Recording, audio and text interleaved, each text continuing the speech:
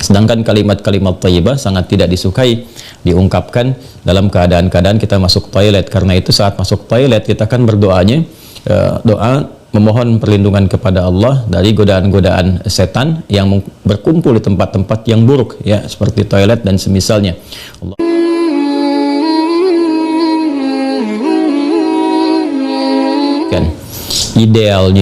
Idealnya memang tempat wudhu itu berpisah dengan toilet.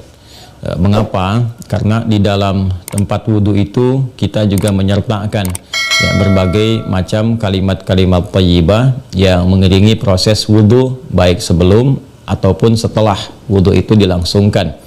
Ya, bukankah kita saat berwudhu kan mengucapkan Bismillahirrahmanirrahim, kan? Sebagai mula kita mengerjakan segala kebaikan dengan dasar yang Nabi sabdakan, kullu amrin tibalin la yubda'u fihi Bismillahirrahmanirrahim fahuwa abtar. Dan itu juga sebagai ekspresi ungkapan gambaran atas niat yang kita tujukan dari wudhu itu, kita arahkan untuk mendapatkan ridha Allah Subhanahu wa ta'ala.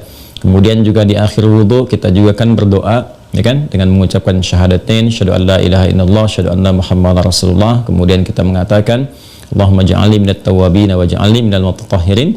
Kalau kita mau kemudian tambahkan juga dengan doa wa ja'alni min ibadikas salihin.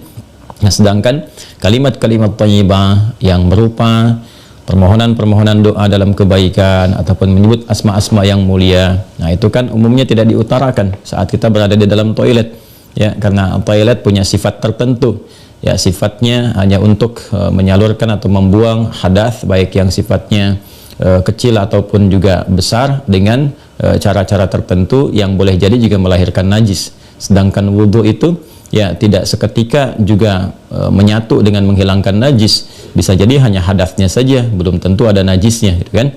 Sedangkan kalimat-kalimat thayyibah sangat tidak disukai diungkapkan dalam keadaan-keadaan kita masuk toilet. Karena itu saat masuk toilet kita kan berdoanya doa memohon perlindungan kepada Allah dari godaan-godaan setan yang berkumpul di tempat-tempat yang buruk, ya, seperti toilet dan semisalnya. Allahumma inni a'udzubika minal khubuthi wal khaba'ith. Nah, kemudian ketika kita keluar, kita kan beristighfar tuh, ghufranak, gitu kan, ghufranak, mohon ampunanmu ya Allah.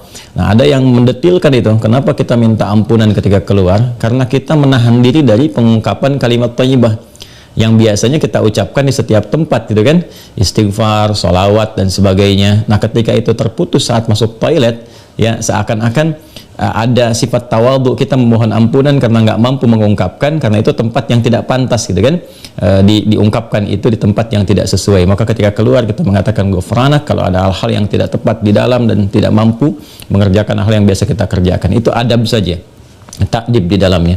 Nah, karena alasan inilah akan lebih bagus kalau tempat wudhu itu bisa terpisah sendiri dengan toilet, sehingga nanti kesempurnaan hal-hal yang mengiringi bisa dilakukan.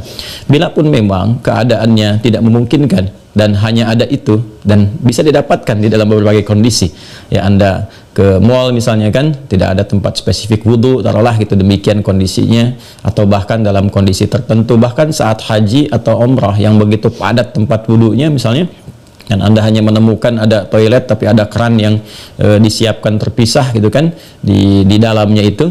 Nah, ini kondisi-kondisi demikian masih memungkinkan. Ya, jadi kalau ada kondisinya sifatnya tidak terpisah keadaan tempat wudhunya, maka tidak ada masalah ketika Anda berwudhu dalam keadaan juga menyatu tempatnya dengan toilet, karena kaidah juga mengatakan ad-daruratu tubihul mahdharat. Kondisi-kondisi yang mendesak itu, kondisi-kondisi yang tidak biasa itu membolehkan, bahkan yang terlarang pun asalnya diperkenankan. Nah, ini kan sifatnya tidak terlarang, hanya tidak disukai, gitu kan, makruh sifatnya, nggak ada nas haram di dalamnya, tapi sifatnya tidak disukai. Tidak disukainya itu karena kita tidak bisa mengungkapkan hal-hal baik yang mungkin kita bisa lakukan, ya, saat kita berwudu. Jadi kita berdoa harus keluar dulu setelah selesai wudu, gitu kan, baru kemudian kita bisa berdoa. Ataupun Bismillahirrahmanirrahim hanya kita bisa ungkapkan dalam hati, nggak bisa kita lafadzkan, gitu kan.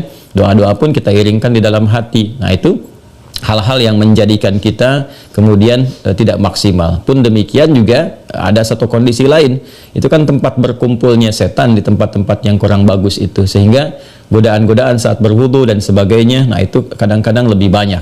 Nah, ini tentunya juga di satu sisi tidak berlaku juga, ya, kondisi ini saat misalnya kalau mandi besar, kadang-kadang kan juga tempatnya menyatu juga dengan toilet, kan mandi besar juga berlangsung wudu di dalamnya, kan?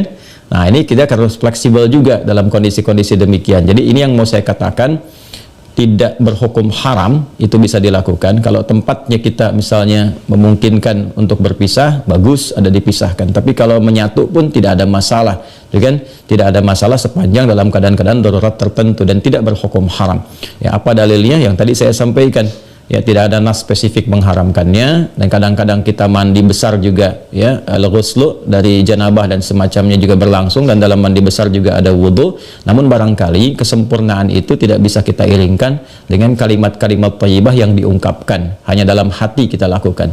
Jadi kalau tidak ada tempat lain dan menjadikan Anda berwudu, misalnya menyatu dengan toilet, di dalamnya ada toilet, maka kalimat-kalimat thayyibah itu cukup dalam hati, tidak perlu diungkapkan di lisan, kan? Dan sempurnakan wudu Anda, lalu ketika keluar Anda berdoa sebagai penutup bagian dari wudunya.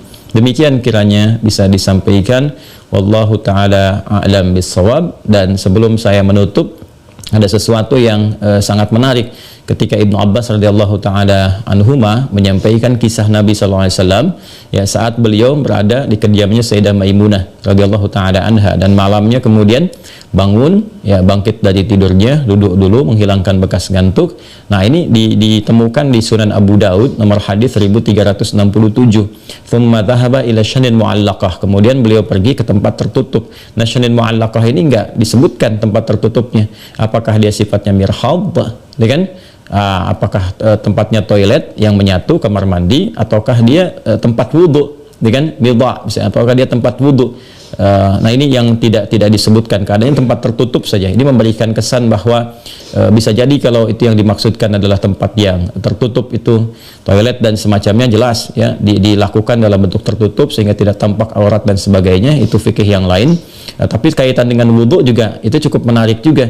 Hendaknya kalau kita pun membuat tempat wudhu di satu tempat, ya, dimungkinkan ada penutupnya, karena boleh jadi tempat-tempat yang digunakan oleh laki-laki ataupun perempuan yang menyatu, ya, menyatu itu yang dimaksudkan dimanfaatkannya. Ya, boleh jadi ada perempuan juga yang masuk ke situ, kan di satu tempat tuh nggak ada kekhususan gitu, ya. Nah, tapi tempat-tempat lain sekarang sudah lebih bagus. Ini untuk laki-laki, ini untuk perempuan, tuh nggak ada masalah. Tapi kalau tempat yang digunakan untuk menyatu, dia hendaknya ada penutup sehingga nggak semua orang bisa mengakses ke dalamnya dengan batas-batas tertentu. Apa kaitannya, korelasinya dengan pertanyaan Anda? Syanin mu'allaqah di sana nggak disebutkan, ya, apakah itu tempat wudhu atau menyatu dengan toilet. Tapi babnya ketika keluar dari situ Nabi sudah berwudhu. Ya, sedangkan keterangan-keterangan tentang seputar wudhu Nabi dan bangkit di malam hari itu disertakan juga dengan janabat. Artinya apa? Di kondisi-kondisi tertentu kan mandi, ya kan? Dalam mandi itu kemudian ada proses wudhu dan sebagainya. Ini menunjukkan kesan bahwa dalam mandi itu kan ada, selain hadas juga ada sifat-sifat lain yang dibersihkan, ya kan? Bisa jadi juga yang mengandung najis seperti buang air kecil, ya, dan sebagainya kan menyertai dalam mandi itu.